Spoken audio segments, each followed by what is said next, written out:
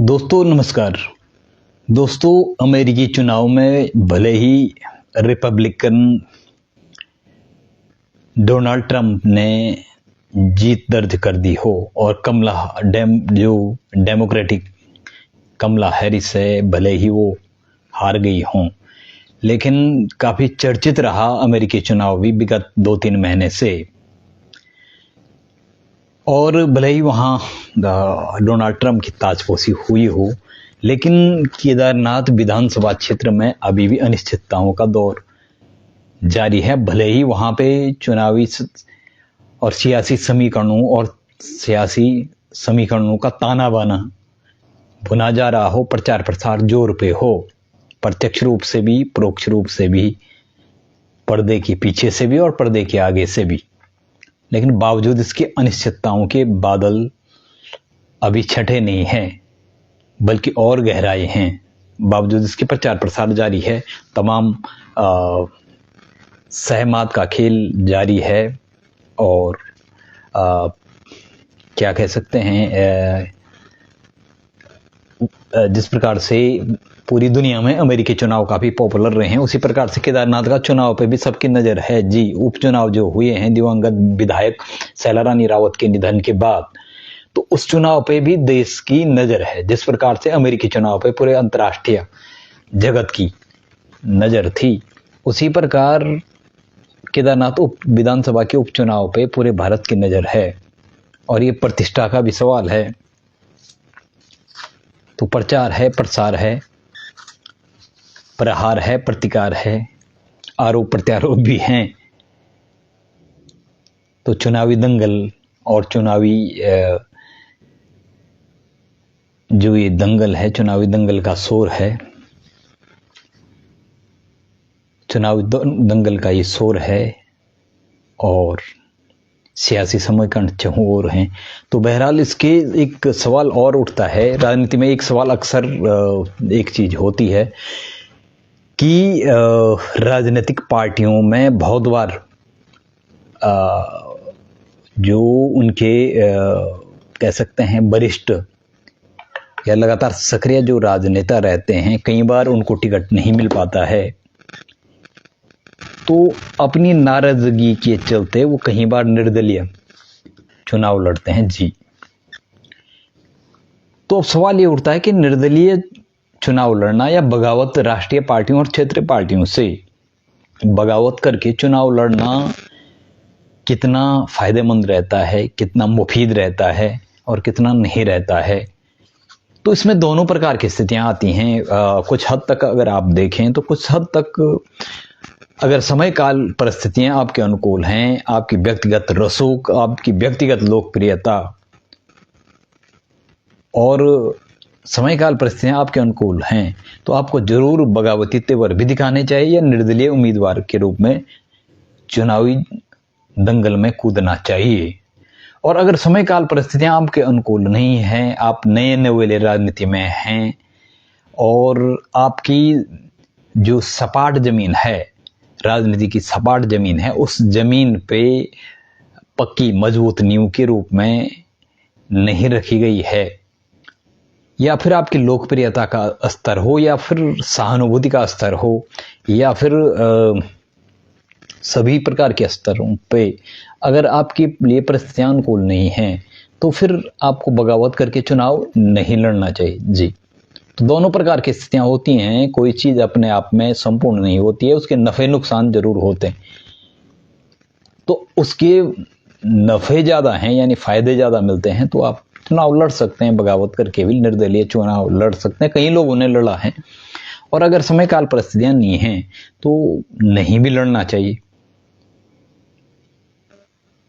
तो इसमें सभी चीजें, राजनीति में सभी चीजें देखी जाती हैं।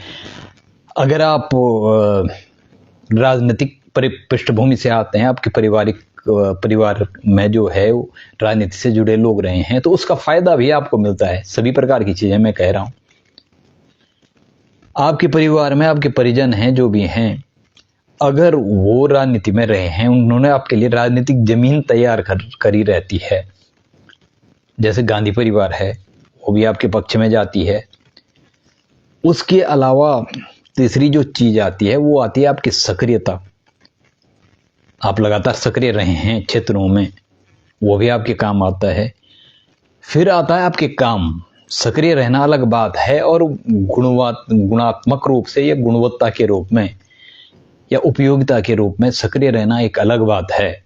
अगर आप गुणात्मक रूप से गुणवत्ता के रूप में उपादेयता और उपयोगिता के स्तर पर लगातार सक्रिय रहे हैं, जनता के लिए भी, क्षेत्र के संसाधनों के लिए भी, क्षेत्र के समग्र समावेशी सतत विकास के लिए भी, क्षेत्र के सामाजिक सांस्कृतिक आर्थिक विकास के लिए भी, क्षेत्र के बुनियादी सेवाओं और सुविधाओं से जुड़े हुए आधारभूत या ढांचागत विकास के लिए भी, और शिक्षा, स्वास्थ्य, पेयजल, सड़क परिवहन, संचार,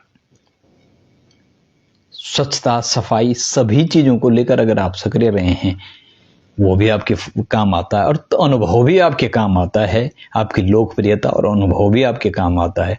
और अगर ये सारी चीजें आपके पक्ष में हैं तो निश्चित रूप से राजनीति तो यही कहती है, वक्त की नजाकत, समय का तकाजा यही कहता है कि वक्त भी है, दस्तूर भी है, आपके पक्ष में चीजें हैं तो आपको जरूर बगावती तेवर दिखाते हुए चुनाव लड़ना चाहिए जी। तो अब केदारनाथ विधानसभा के परिप्रेक्ष्य में कहें तो और उत्तराखंड के परिप्रेक्ष्य में कहें, उत्तराखंड में भी कई बार जिनकी अपनी व्यक्तिगत छवि थी, व्यक्तिगत लोकप्रियता थी, राजनीतिक अनुभव भी था या सक्रियता भी थी जनता के बीच विभिन्न मुद्दों को लेकर, उन लोगों ने चुनाव लड़ा। लेकिन मौजूदा दौर में विगत 8-10 साल की बात करें तो वो बहुत ज्यादा सफल नहीं हो पाए हैं। आखिर उत्तराखंड में ऐसा क्यों हो जाता है, ये सवाल है। क्षेत्रीय पार्टियां तो असफल हैं ही, जो उम्मीदवार बगावती तेवर भी अपनाते हैं या फिर अपने व्यक्तिगत छवि के आधार पर लड़ते हैं, वो कड़ी टक्कर देने के बावजूद उनका सफलता का प्रतिशत कम क्यों रह जाता है, ये सवाल उठता है। और ये कांग्रेस और बीजेपी के बीच ही क्यों सारा राजनीतिक समीकरण का ताना बाना और राजनीतिक जो इतिहास है वो दोहराया जाता है और उसका ताना बाना बीजेपी और कांग्रेस के इर्द गिर्द ही क्यों बुना जाता है, अगर उसकी बात करें उत्तराखंड में जी। राष्ट्रीय स्तर पे हम ताजा तरीन अगर चुनावों की बात करें तो अगर आप जम्मू कश्मीर में देखें तो जम्मू कश्मीर की ही बात अगर हम करें, इस लेटेस्ट चुनाव हुए हैं, आपको पता ही है 2 राज्यों में, अभी महाराष्ट्र में चुनाव होने हैं। अगर हम जम्मू कश्मीर की ही बातें करें तो 6 निर्दलीय उम्मीदवारों ने वहां जीत दर्ज की जी, और राजस्थान में 3 निर्दलीय उम्मीदवारों ने जीत दर्ज की। जम्मू कश्मीर में 6 सीट से निर्दलीय उम्मीदवार सतीश शर्मा ने भाजपा उम्मीदवार राजीव कुमार को लगभग 7,000 वोटों से हराया जी। और जम्मू कश्मीर में ही इंदरवाल में निर्दलीय उम्मीदवार प्यारेलाल शर्मा ने गुलाम मोहम्मद सरूरी को लगभग 643 मतों के अंतर से हराया है। बर्नी एक जगह है विधानसभा सीट जम्मू कश्मीर में, उसमें निर्दलीय उम्मीदवार रामेश्वर सिंह ने भाजपा के उम्मीदवार और पूर्व विधायक जीवन लाल को लगभग 2048 वोटों से हराया। सुरनकोट विधानसभा से निर्दलीय उम्मीदवार और नेशनल कॉन्फ्रेंस के बागी नेता चौधरी मोहम्मद अकरम ने कांग्रेस उम्मीदवार मोहम्मद शाहनवाज को 8,851 के बड़े अंतर से हराया। इसी प्रकार से थाना मंडी सीट से जम्मू कश्मीर की हम बात कर रहे हैं, निर्दलीय उम्मीदवार मुजफ्फर इकबाल खान ने भाजपा उम्मीदवार मोहम्मद इकबाल मलिक को लगभग 6,169 वोटों के बड़े अंतर से हराया।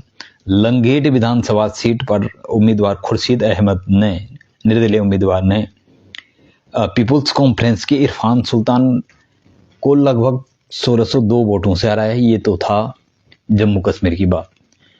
अब राजस्थान की बात करें तो कुरुक्षेत्र में भाजपा सांसद नवीन जिंदल, चिरपरिचित नाम है, आप सभी जानते होंगे, वो केंद्र में राज्य मंत्री के रूप में भी काम कर चुके हैं। उनकी मां सावित्री जिंदल ने अपने प्रतिद्वंदी कांग्रेस उम्मीदवार राम निवास राणा को 18,941 वोटों के बड़े अंतर से हराया। कुरुक्षेत्र में बहादुरगढ़ विधानसभा सीट से राजस्थान के चुनाव, हरियाणा के चुनाव की हम बात कर रहे हैं, बहादुरगढ़ विधानसभा सीट से निर्दलीय उम्मीदवार राजेश जूना ने कांग्रेस पार्टी से बगावत करते निर्दलीय प्रत्याशी के रूप में चुनाव लड़ा और जीते भी। और इसी प्रकार इसी क्रम में गन्नौर सीट से निर्दलीय देवेंद्र कादियाल को जीत मिली थी। उन्हें बीजेपी ने टिकट नहीं दिया था, उन्होंने बगावत कर दी थी और निर्दलीय उम्मीदवार के रूप में वो सक्सेस हुए। और अगर आप अभी मौजूदा जो महाराष्ट्र में चुनावों का दौर है, चुनावों को जो सरगर्मियां चली है, वहां भी कई लोगों का भविष्य दांव पे है। उसमें एकनाथ शिंदे भी हैं, उसमें राज ठाकरे भी हैं, उसमें देवेंद्र फडणवीस भी हैं, उसमें अजित पवार भी हैं, उसमें शरद पवार भी हैं।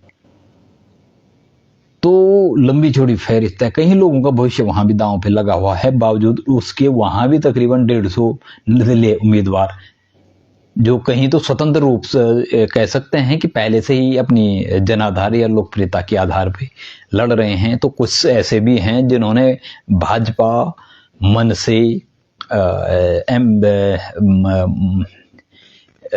शिवसेना या अन्य पार्टियों से बगावत करके निर्दलीय उम्मीदवार के रूप में ताल ठोकी है। जी, वो एक दो नहीं, तकरीबन 150 उम्मीदवार हैं महाराष्ट्र में। तो प्रत्येक अभी लेटेस्ट जो चुनाव हुए हैं उनकी बात करी हमने, उसमें निर्दलीय विधायकों ने जीत दर्ज करी है, निर्दलीय प्रत्याशियों ने जीत दर्ज की है। चाहे वो राजस्थान रहा हो, चाहे वो जम्मू कश्मीर हो, चाहे हरियाणा के चुनाव हो, चाहे मध्य प्रदेश के चुनाव हो, सभी जगह। और दक्षिण भारत की बात करें तो वहां तो क्षेत्रीय पार्टियों ने भी ही राष्ट्रीय पार्टियों पे भारी पड़ी हैं, लेकिन उत्तराखंड में ऐसा क्यों नहीं हो पाता, ये सवाल उठता है। तो बगावत कितनी जरूरी है, अगर हम घूम फिर के फिर वहीं पहुंचते हैं केदारनाथ विधानसभा उपचुनाव पर। क्योंकि इस बार जो भारतीय जनता पार्टी की तरफ से भी और कांग्रेस की तरफ से भी लगाया जा रहा था कि कोई ना कोई बगावत करके निर्दलीय चुनाव लड़ेगा, और खासकर भारतीय जनता पार्टी की तरफ से कहें तो 2 उम्मीदवार ऐसे थे जिनके पास अनुभव भी था, सक्रियता भी थी, जनाधार भी था, लोकप्रियता भी थी, और साथ में उनके साथ लोगों की सहानुभूति भी थी। जी हाँ, उनमें एक चेहरा कुलदीप रावत है तो दूसरा चेहरा है ऐश्वर्या रावत, जो दिवंगत विधायक शैला रानी की पुत्री हैं ऐश्वर्या रावत।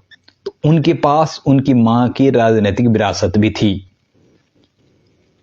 जातीय समीकरण भी उनके पक्ष में थे, और उसके अलावा सहानुभूति भी उनके साथ थी। इसी प्रकार कुलदीप रावत जी 2 बार चुनाव लड़ चुके हैं, और दोनों ही बार उन्होंने कड़ी टक्कर दी थी राष्ट्रीय दलों को। निर्दलीय उम्मीदवार वो लड़े थे और अच्छी टक्कर उन्होंने दी थी। तो इस बार भी उम्मीद लगाई जा रही थी, उनकी सक्रियता भी रही, जनता के बीच लोकप्रियता भी रही, पिछले 8-10 सालों का उनका अनुभव भी था उनके साथ, और इस बार जनता की सहानुभूति भी उनके साथ थी। तो ऐश्वर्या रावत और कुलदीप रावत दोनों ही ऐसे चेहरे थे कि अगर वो चुनावी दंगल में कूदते तो न सिर्फ वो कड़ी टक्कर देते राष्ट्रीय पार्टियों को, बल्कि वो जीत भी सकते थे। जी हाँ, वो जीत भी सकते थे, क्योंकि मैं पहले बता चुका हूं, अगर समयकाल परिस्थितियां, आपकी लोकप्रियता, अनुभव और समाज की या जनता जनार्दन की सहानुभूति भी आपके साथ है, बहुत सारी चीजें आपके पक्ष में हैं, तो आपको बगावत करके चुनाव लड़ लेना चाहिए निर्दलीय उम्मीदवार के रूप में। ये पहले भी होता आया है, और उसमें दोनों, आप जीते तब भी फायदा है, हारे तब भी फायदा है। अगर आपने हार के भी कड़ी टक्कर दी तो उससे आपकी पार्टी में ही आपका रुतबा न सिर्फ बढ़ जाता है, पुनः पार्टी आपको वापस बुलाती है, और अन्य पार्टियों में भी आपके अवसर बढ़ते हैं, और व्यक्तिगत रूप से कोई पार्टी आपको न भी ले तो आगामी चुनावों में आपकी दावेदारी और मजबूत होती है, आपकी लोकप्रियता और आपकी जो कद्दावर नेता की छवि है, खाटी नेता की छवि है, वो लगातार बढ़ती है। तो ये चीजें कुलदीप रावत और ऐश्वर्या रावत दोनों के पक्ष में थी, और सभी ये वो लगा रहे थे कि शायद वो इस बार ये चुनावी पंडितों का कहना था कि वो ऐसा कर सकते हैं और करना चाहिए। लेकिन दिलचस्प बात यह है कि न तो ऐश्वर्या रावत और न ही कुलदीप रावत ने ताल ठोकी। ऐश्वर्या रावत तो बिल्कुल चुनावी अभियान से बिल्कुल टिकट की घोषणा होने के बाद बिल्कुल अलग ही हो गई, या उन्होंने अलग ही अपने को दिखाया, या उनकी दिवंगत माँ का भी उनको कुछ सदमा सा रहा होगा कि जो वो अचानक सक्रियता से अचानक से नेपथ्य में चली गई। तो उनकी खामोशी क्या आने वाले वक्त में कुछ बड़े संकल्प की ओर बढ़ेगी या कुछ बड़ा करेगी, ये सोचने वाली बात है। लेकिन इस बार उनके पास मौका था, वो चुनावी ताल ठोक सकती थी और जीतने के भी दहलीज पे पहुंच सकती थी और जीत भी सकती थी। जी, कुलदीप रावत के साथ भी ये चीजें थी, वो न सिर्फ कड़ी टक्कर दे सकते थे, वो जीत भी सकते थे, लेकिन ऐसा वो नहीं कर पाए। नतीजतन स्थितियां ये हैं कि कुलदीप रावत, ऐश्वर्या रावत तो बिल्कुल चुनावी परिदृश्य से ही दूर है, तो दूसरी तरफ कुलदीप रावत आशा नौटियाल के पक्ष में खड़े दिखते हैं। तो अब चुनावी पंडितों का यह है कि कहीं उन्होंने बहुत बड़ी भूल तो नहीं कर दी, ऐश्वर्या रावत ने भी और कुलदीप रावत ने भी। हालांकि ये चुनाव 2 साल के लिए ही सही, लेकिन ये वक्त की नजाकत थी,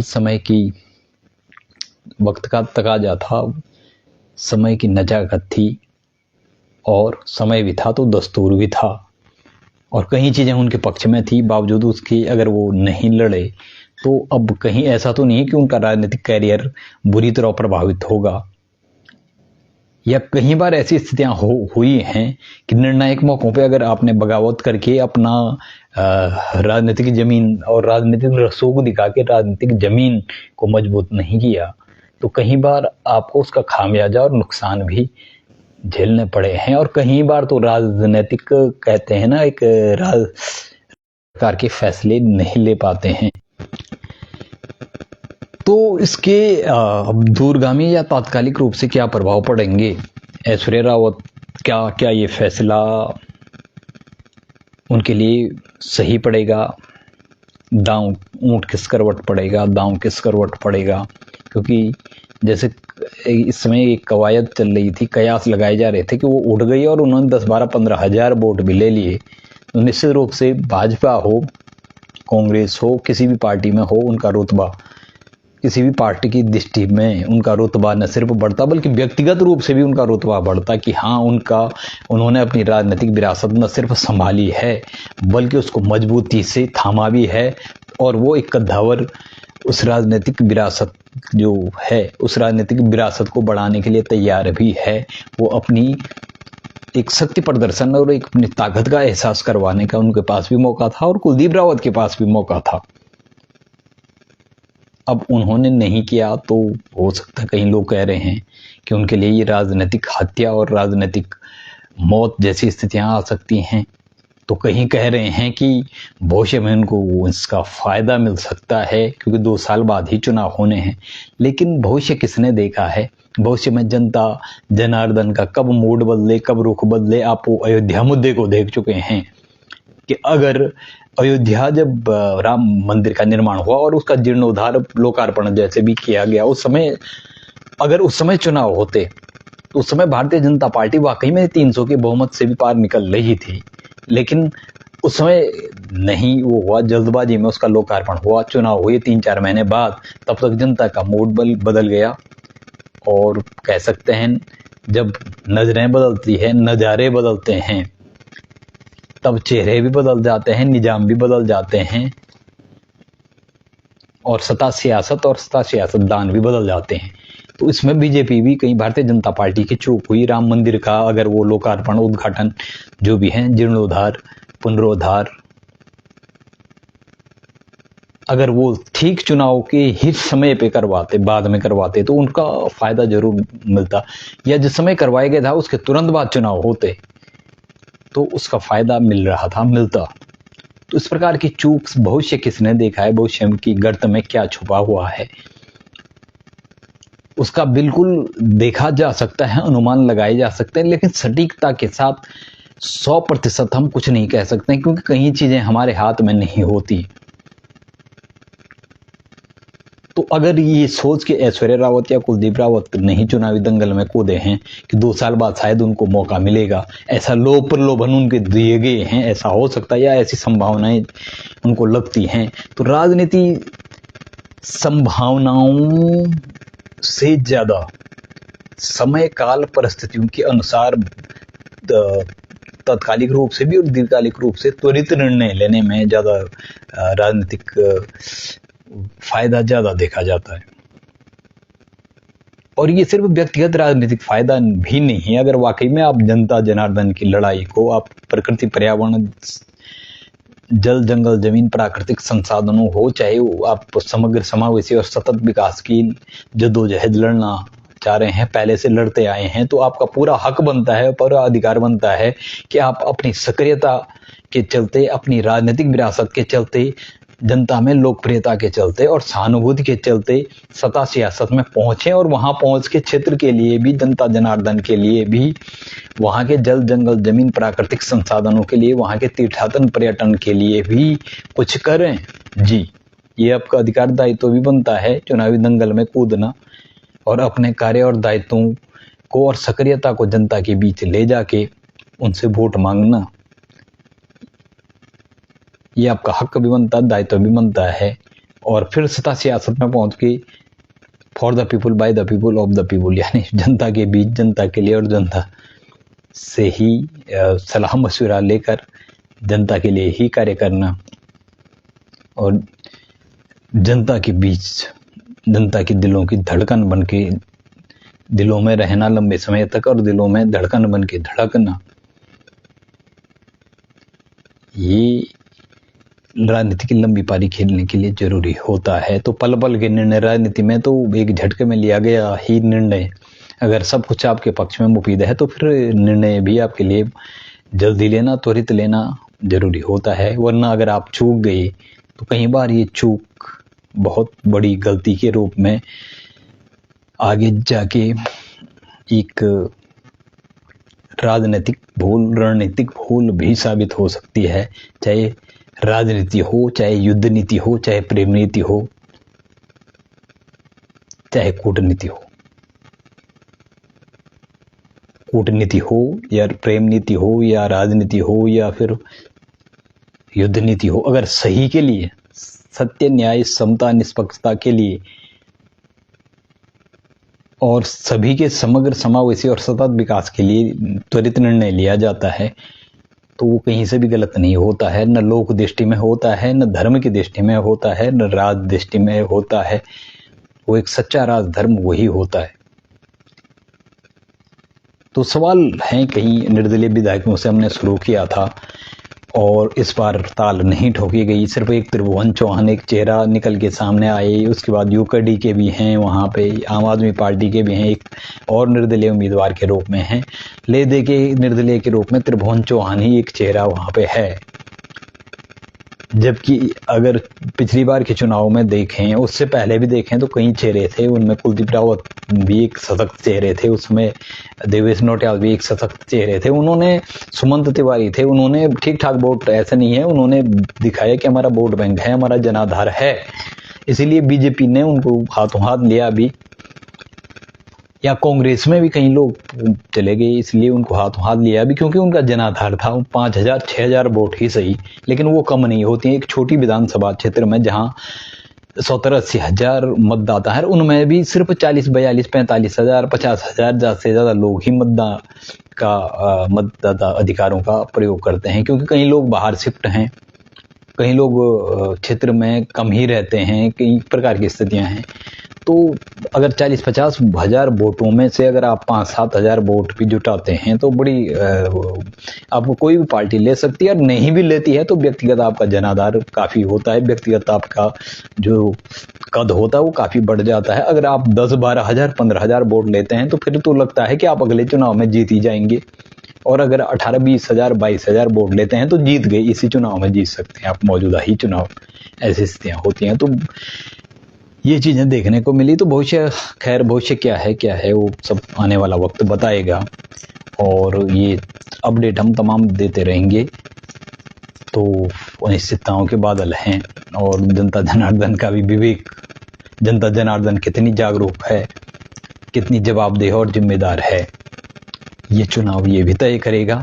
और जनप्रतिनिधि कितने जवाबदेह, जिम्मेदार और जागरूक हैं, जिनको मौके भी मिले बार बार, और जो नए चेहरे के रूप में भी हैं, उनका भी एक ये बड़ी परीक्षा है, और अग्नि परीक्षा कहेंगे। इस अग्नि परीक्षा में कौन किस रूप में खड़ा है, और किसके सर बंधेगा जीत का सेहरा, जीत का ताज, कौन बनेगा सरताज, और कौन सरताज बन के जनता के दिलों में धड़कन बन के धड़केगा तात्कालिक रूप से, और दूरगामी रूप से इतिहास गढ़ेगा, इतिहास बनाएगा, और मील का पत्थर बना के सतत समावेशी विकास, तीर्थाटन, पर्यटन से लेकर जल, जंगल, जमीन, प्राकृतिक संसाधनों, बुनियादी सेवाओं और सुविधाओं, सभी क्षेत्रों में एक नई परिभाषा गढ़ेगा, एक नया नज़ीर पेश करेगा।